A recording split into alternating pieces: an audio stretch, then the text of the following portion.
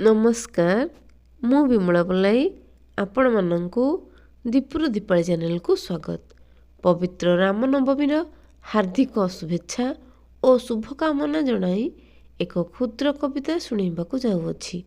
कविताटीर शीर्षक श्रीराम।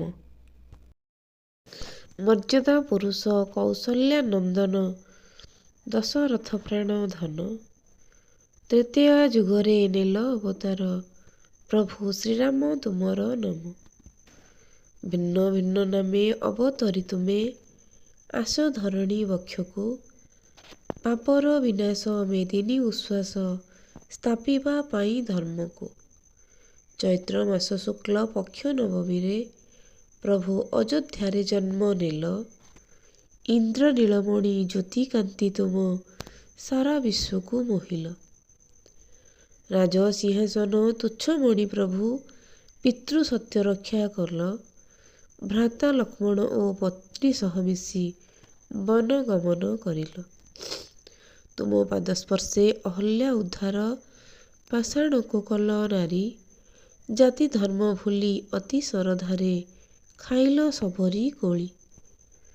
लंका अधिपति दुर्मति रावण माता सीता को करिला चोरी, भक्त हनुमान पवन नंदन सीता ठाव करी जलाइले लंका पुरी।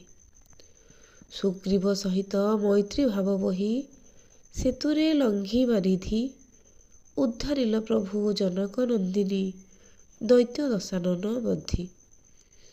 राम नाम जपी पापी रत्नाकर बाल्मीक ऋषि हेले, प्रभु तुम गुण कीर्ति रामायण रची विश्व विख्यात होइले। राम नाम अटे अमृत समान, राम नाम मूल मंत्र, राम नाम अटे मुकोतिर धाम, राम नाम सत्य श्रेष्ठ। तुम्हें आदि अंत आहे नारायण, पुरुषोत्तम ठाकुर, जीवन अंत तुम नाम सत्य, तुमको कोटि जुहार। प्रभु तुमको कोटि जुहार। धन्यवाद। आपण मानक जदि कविताटी भल लगुଥାଏ तेबे भिडियोटी को लाइक कमेंट करने को भूलिबे नहीं। चैनल रे नुआ थिले सब्सक्राइब कर दियंतु।